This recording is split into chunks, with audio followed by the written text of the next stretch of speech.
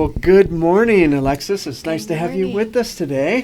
Thank you guys for having me. Well, of course. And, you drove all the way up from San Diego today. That was an incredible feat just to get here. Traffic and all that. We appreciate you coming up. Thank you, yeah. I just felt, called to come and just share what's going on down there. Yeah? Yeah. Can't wait. Well, by way of a formal introduction, and Thank you. we practiced this here. I did. Alexis Taitano. Yeah. All right. We got it right. Porch Light Realty, serving the San Diego area. Yes. So, again, thank you so much. And, of course, we have my teammate, Matt Levoe, here from iFinance Mortgage. Yes. Glad to have you too, Matt. So, as we mentioned before, the title of this podcast is The Mindset of a Champion. What sets you apart? And it's really to feature you. And we use this podcast to help send you referrals, actually. So when people are looking for a superstar realtor down in San Diego, Matt says, that's a no-brainer. We got Alexis. In fact, check out this recent podcast of why you have to use her, why you can trust her, what makes her stand out. So that's what we're going to use this for. Perfect. Thank you, guys. To answer your question, I feel like having the mindset of a champion is being very solution-oriented. So knowing that no matter whatever problem you face or come across, there's always a solution. Somebody went through it. And then another thing, too, is to just stay disciplined. That's a big one. So even on the days where I'm like, oh, fuck this. Like, I don't want to do anything. I want to stay in bed. I don't want to make calls. I don't want to drive to the office. I don't want to do this. I don't want to do that. Then you realize that, like, okay, well, why were you doing this in the first place? Like, what's your why? You just got to do it anyways, even if you don't freaking like it. And then when you do, it feels good after. Just like going to the gym. Yep. Yeah, right? Yep. No Yeah. pain, no gain. Like, let's get up, go. Right. Well, tell us a little bit about how you got started in real estate. Why did you get into real estate? Yeah, so I feel like growing up, my family owned restaurants down in PB. Mm-hmm. And so I would work those. And then I just knew that I was like, I don't know if this is for me. I don't know if I could run or do, not a regular job, but you know what I mean? Yeah. Like, I don't know if I could do that. I think I wanted the autonomy to be my own boss. Mm-hmm. On top of that, at the time, what I defined as success was, like, materialistic things. Of course. And I was like, I always had, like, very wealthy customers come into the restaurants and things like that, and I'm like, I want that life. Yeah. I want it, they seem like fancy cars driving in. Yeah, exactly. And I was like, at the time, I'm like, I thought as like a 16-year-old girl, I was like, oh, their life is probably amazing, like perfect, blah blah blah. Like, I want this. What do they do? What do they do? And every person that I asked, it was like something related to real estate, whether they were investors or actual agents or lenders. Yeah.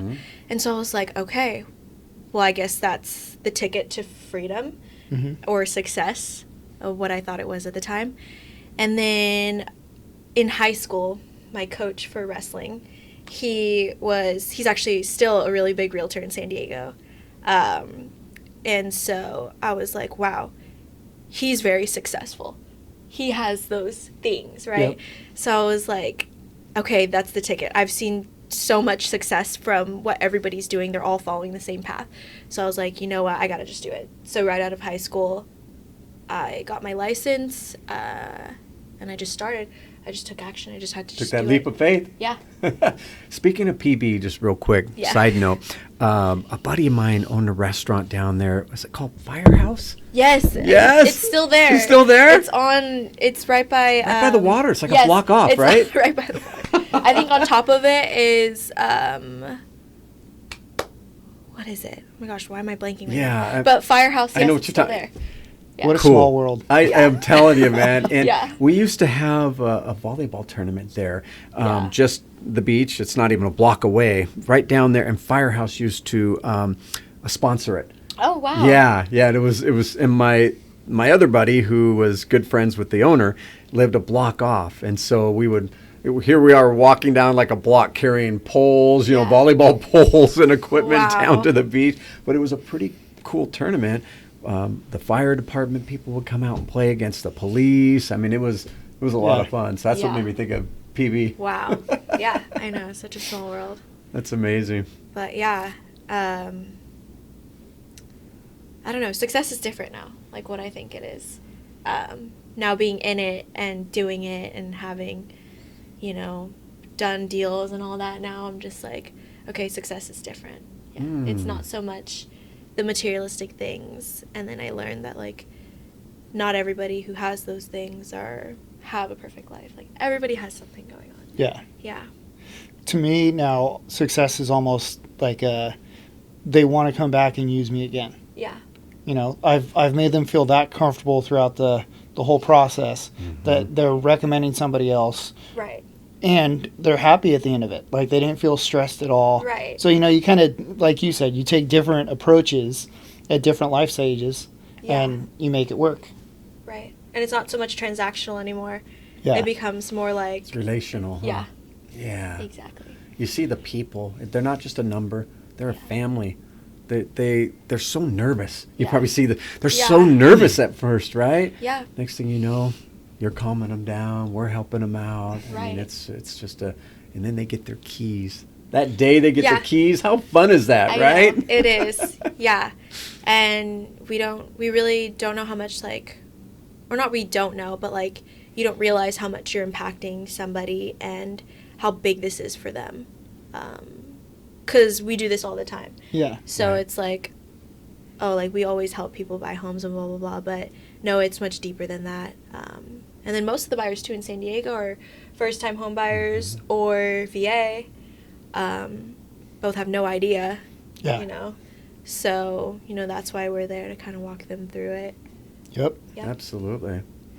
Yeah. So, obviously, the last couple of years, the market has been a little crazy, to say the least. Yeah. Oh, yeah. What are some of the current situations of your market down there in San Diego, and what are things that you're doing to set yourself apart from some of the other agents? Yes. So, what am I seeing? Sorry, I just realized my phone is... That's okay. That We means can- you're we can busy. edit. Yeah, we that can dinging edit. means she's busy. We like that sound. That's all right.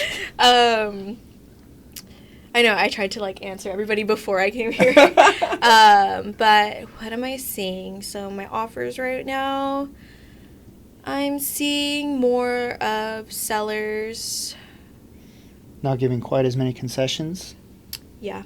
Not giving quite as many concessions. Like, they'll cover this, but they won't cover this. Or they'll cover everything, but you're taking the home as is. Even though everybody says as is, obviously, you can go back and request for repairs, and if there's anything big, ask for things. Sellers are pretty set on price. That's what I'm noticing. You can still get a deal. There's still ways to get a deal. They're still offering concessions. So, I mean, for my VA clients, that's huge. They're basically not getting a house for free. Yep. But Yeah. 0 down, Compound, closing costs yeah. covered, payments don't start until a month later. I mean, that's a lot of breather room for them. Especially around the holidays, too, Yeah. Skipping that month of December payment or even January is like, Yep.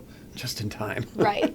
I noticed, though, at the beginning of the year, which I'm sure this is not how it is every year, but beating out a ton of offers, and I feel like what beat out a ton of offers was,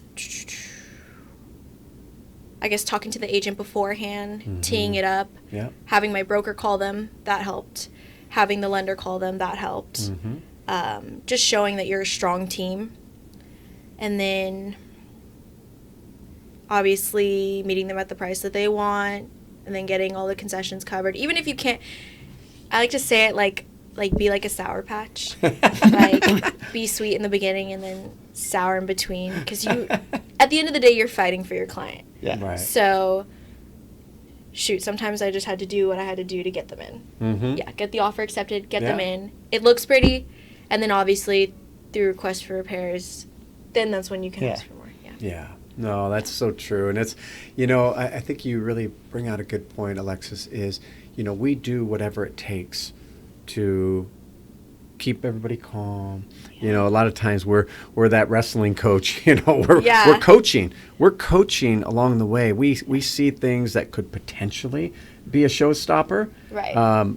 Even from the very beginning, and that's part of our job, right? Yeah. The pre-approval process. Right. Any red flags, anything in there that, this could come up. All right, well, what are we going to, okay, this strategy, we do this. There'd be no problem. We got this. Let's go.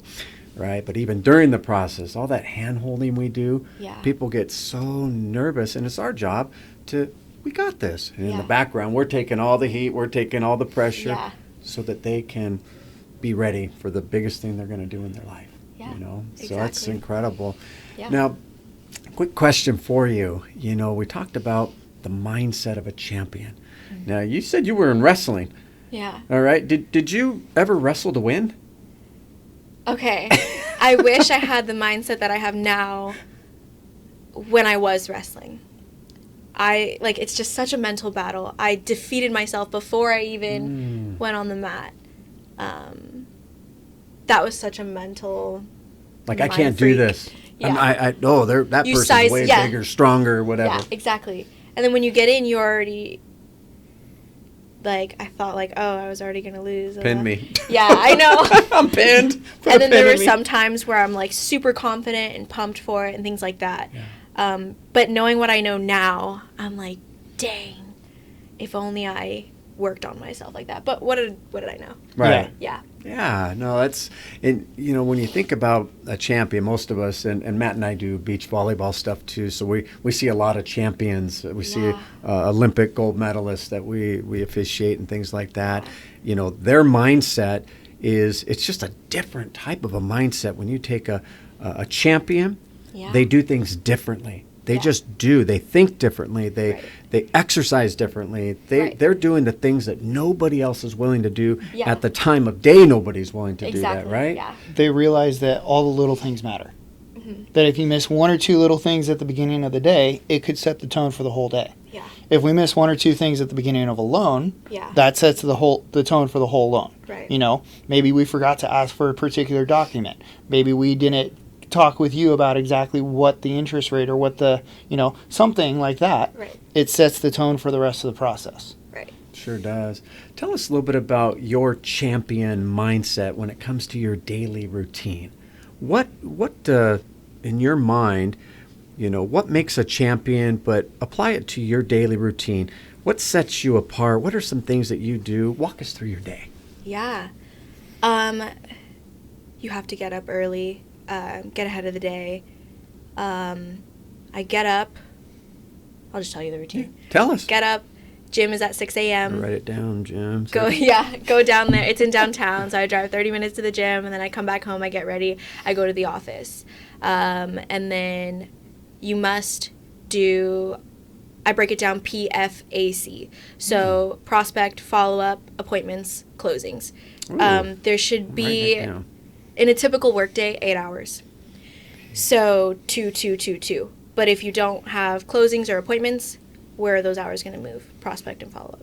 So you must do 30 minutes of role play every morning as soon as you get to the office. 30 minutes of role play with whoever. Doesn't matter. It just helps you for when you actually go out into the field. You mess up in the office. Prospect, you must do at least an hour minimum, an hour or 2 hours. Whether it's calling, whatever resources you have. If you don't have a team with a lot of resources, you can call expireds or whatever prospecting is to you. Why don't you do 2 hours of open houses? What else? So do that and then complete the follow-ups.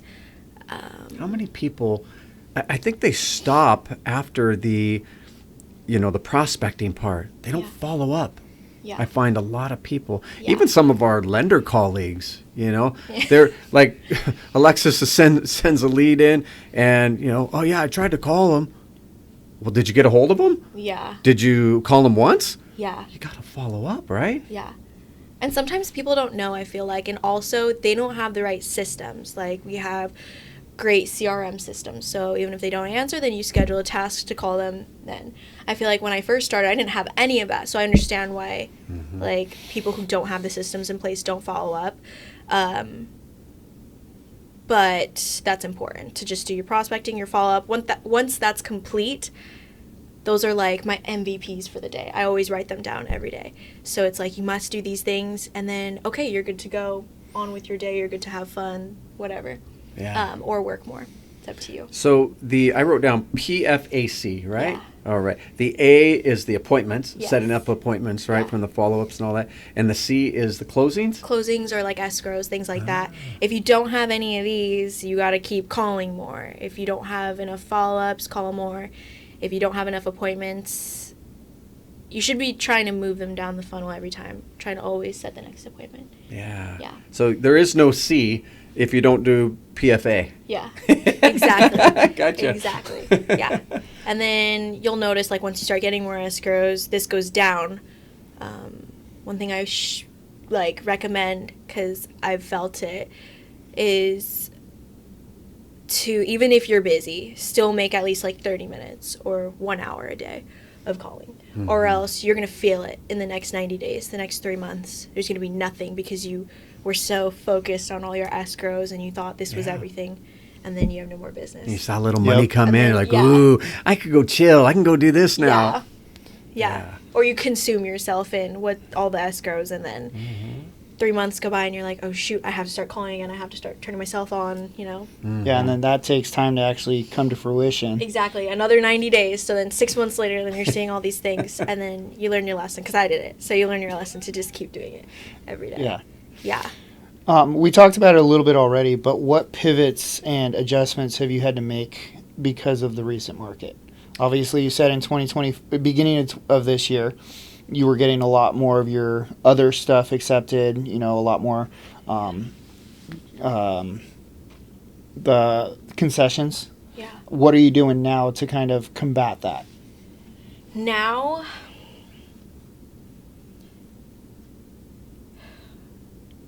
to what I was, so in the beginning, I got everything accepted, to now. What are my offers looking like? Yeah. I have to meet them at the price point or a little bit above. And that can always come down in requests for repairs, but you have to meet them at what they want, what looks good, like I said, looks sweet. And then just take whatever they're giving for now. And then sometimes you have to give too, like your commission. Sometimes you have to go down a little bit. Don't go down too much. Don't always give up front. Don't always make that the first. Don't show all your cards, basically. Yeah. Yeah. Don't Don't always undervalue yourself either. Exactly. That's what right? I'm saying, is don't always do that.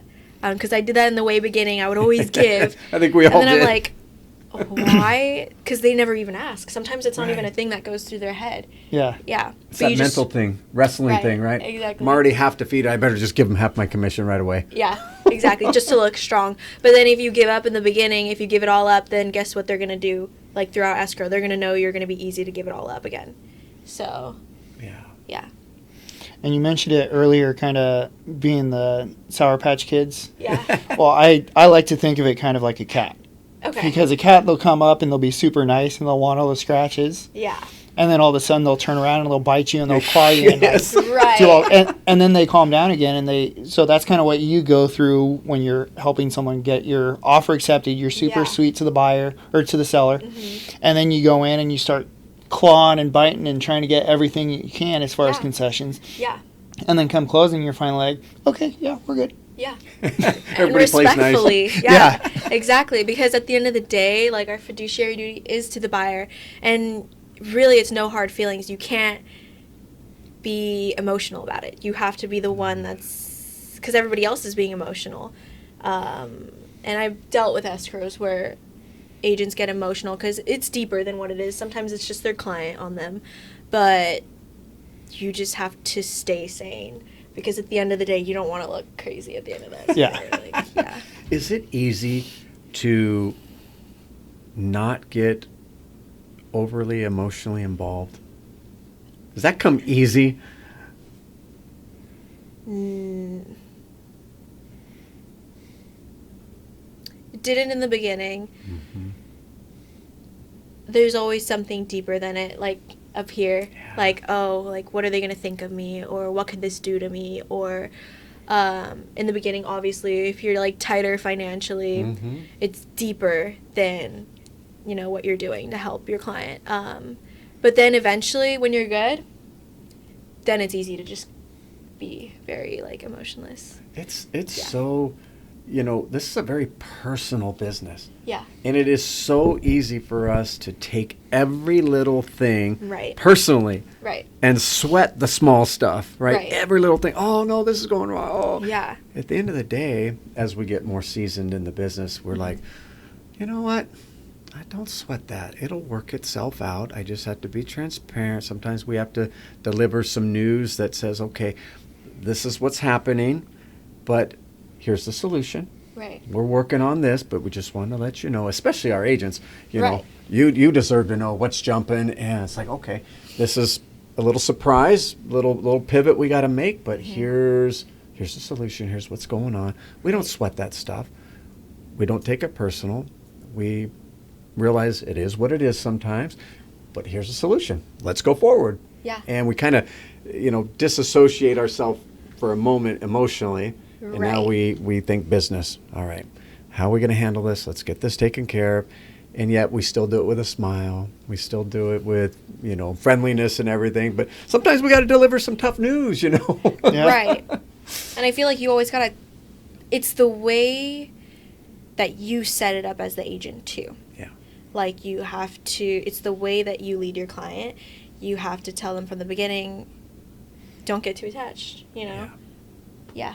Even just because we're here doesn't mean you own the house. Just because we're here doesn't mean you have the house. Just because we're here. We could be on the last day and you still, think something can go wrong. So until you close or you get the keys, that's when we can celebrate. That's when we can get emotional. But the entire time, I always try and keep them like, no. Or like, if something's going south, like always have backup options. Yeah. Yeah. Really Right. important. Yes. Really important. How long have you been in the business? I'm going on 4 years now. Going on 4 years. Mm-hmm. So, what have been the best tricks that you've learned, whether it be from other people, whether it be from your own experiences, Best tricks? whether it's calming a client down or getting in touch with another agent about their listing? Yeah. So And best do you tend to work more with buyers or sellers? buyers. Buyers? Yeah. I would say my best tricks. My best tricks for other agents? Agents and your clients.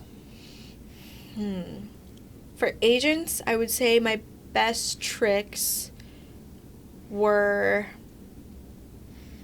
communication. That's the biggest one, is have your broker call, instill more confidence. Have your lender call, instill more confidence. You call before you even write up the offer. What do they want? What do they want as their title? What do they want as their escrow? You don't want to go back and forth in counters. You want to make it look as clean as possible. How can I make this look as clean as possible? Let me know what we can do to put this together. Communicating the entire time. What else? Would your sellers accept this? Don't waste anybody's time. Just talk to them on the phone beforehand. Where are your other offers at? If they don't really want to give up any information, okay, what's most important to your seller? Is it their net amount? Is it how fast we can close? That sort of communication helped me get a lot of offers accepted, especially when you have your broker call or the lender call. It just instills so much more confidence in the listing agent. And then for buyers, I think my biggest tip would probably be No wrong or right answer either, huh? yeah. Yeah. What has helped my clients a lot? You mentioned transparency. You mentioned good communication. What are you seeing with your buyers that come to you? Let's take a first-time home buyer. Yeah. How important is your communication? What do you do with them? And they're coming to you and like that deer in the headlights. Right. Yeah. I feel like upon the first initial meeting, obviously I walk them through like what the process is going to look like, and then I kind of gauge to see like, oh, if they want to see more homes or if they still or if they're ready to go right off the bat. And you can just tell. I like to ask them like what's most important to them as well. Because then that helps me understand like, okay, this is what we're looking for. We're not looking for like a long-term plan. Or somebody who's an investor is only looking for numbers. Okay, so then I'm going to come to them and give them like rentometer estimates or what's going on in the neighborhood or updates like this is where you should buy because this is coming down or this is coming down. Values are going to go up. And then if it's for like a family, I would probably, those are a little bit more emotional. Mm-hmm. So for them, I would say school districts. Yeah. What about shopping, school districts, all of that? Does that play a part in your knowledge? Like families coming to you, whether they should buy this house or not. How knowledgeable do you need to be about the surrounding area, would you say? Yeah, because some families, they want to stay in the area where they were already renting, just because their kids are already there. Or if they come to me to ask for where the good schools are, like, it depends on, what they think a good school is. Yeah. Because you can have, like, a specific rating, but they're good at this. And schools, rec centers, that's important to them. What else is other important? Kids in sports, like Matt's exactly. kids are Exactly. soccer, and basketball too, and volleyball. But most of the time I've kept them in the same district. And then for like my VA clients, most of the stations are like coastal. Oh, yeah. So like Camp Pendleton or like North Island or Miramar. Miramar's kind of more like inland. But they want to be within like 25 minutes to work. So my VA clients are very flexible. Yeah.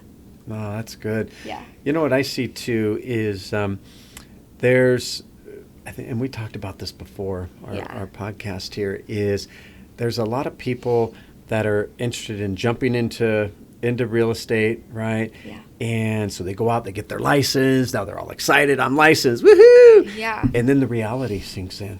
Right. Right? It's like, oh, well, how come I didn't make any money in the first month? Yeah. How come I didn't make it in the second month or the third, or unless they got really lucky? But, right. Would you recommend? Let's say I'm a young realtor. I'm coming out of high school. Is it a good career to go into? Should I think about or consider real estate? Yes. And you'll know, I feel like, when you jump into it, if it's not right for you. You'll know. Because you gave something 90 days, you tried again, or you try a year, you try 2 years, 3 years.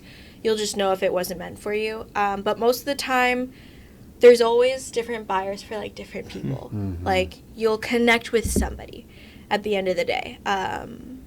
Like, more of my bigger tips are, like, what helped me, because when I jumped in, I joined a smaller brokerage, which was fine. I learned a lot. I learned just basics like contracts and things like that. But I had the grind. I just didn't have any direction. So I'm like, it was like aimless. I'm like, okay, I need more. I always felt like I need more. Like, there's no way. And I stuck through it. I kept going, and I was like, there has to be something else. And then I joined a mega team. EXP Realty, Porch Light Realty. Yeah. Yes, in San Diego. And it changed the game. Having resources, not having to pay for anything in the beginning, obviously, because, like, you're not making any money. So having the resources, the follow-up systems, lead sources, direction, skill sets, we train those all the time, every day. So it's like, all that is so important. And I didn't know, like, if I joined a mega team to begin with, I would probably be a lot further than where I am now. But, I mean, yeah, you don't know until you know. Exactly. Yeah. You don't know what you know. Yeah. So I would say joining a mega team was huge. There's a ton out in San Diego. Or not a ton. There's, like, I would say, like, 4 or 5 big ones I would recommend out in San Diego. But go to them, see what they're going to offer for you. I know that sometimes people are like, oh, but they take a lot of cuts and things like that. But sometimes you have to pay to play. And it'll build your referral business. So at the end of the day, it'll pay off versus you having to go out. Sometimes it's better for your phone to ring than to have to go out and like constantly be discouraged. And yeah, there's nothing wrong with the hard work. You're still going to have to make calls. You're still going to have to do open houses, but having certain lead sources helps feed you while it helps fill in the gaps while you're looking for organic leads. No, that's great. Well, you know what? It's clear to us that you do have that mindset of a champion. Thank you. Whether it was from wrestling, where you had some trepidation initially, but did you ever pin anybody? All the time. Yeah. There's that champion. Yeah. And it's come out in your work ethic. We can see it. You first started, you pivoted, you made adjustments. Yeah. And now, tell us a little bit about this last year. I heard it was a pretty good year for you. Yeah. I know. I did about 14. Wow, Yeah. that's awesome. Which I could have done more. Obviously, things happen in life, and sometimes you have to slow down and be present in other areas. But yeah, I think it was successful to do that many transactions because I learned so much. Yeah. So dealing with multiple different scenarios, multiple different lenders, multiple different personality types teaches you a lot. But yeah. What does your 2026 look like? 2026. No excuses. We're trying to do something at our brokerage right now, like 100 open houses in 100 days. Ooh. I feel like doing it more organically, and let's try and hit 20 million this year. Oh, over 20 million. There we go. Yeah. All right. Yeah. Well, you heard it right here. Alexis has the mindset of a champion. She's ready to rock and roll for 2026. We wish you the most success. Thank you, and guys. we're so grateful, Matt and I, to have you on our podcast today. Yeah. The mindset of a champion. Now we know what sets you apart, Alexis. Yes. Thank you, guys. Thank you for listening. Not a problem. Thank you for driving all the way up here and joining us. Yes. Absolutely. Yes.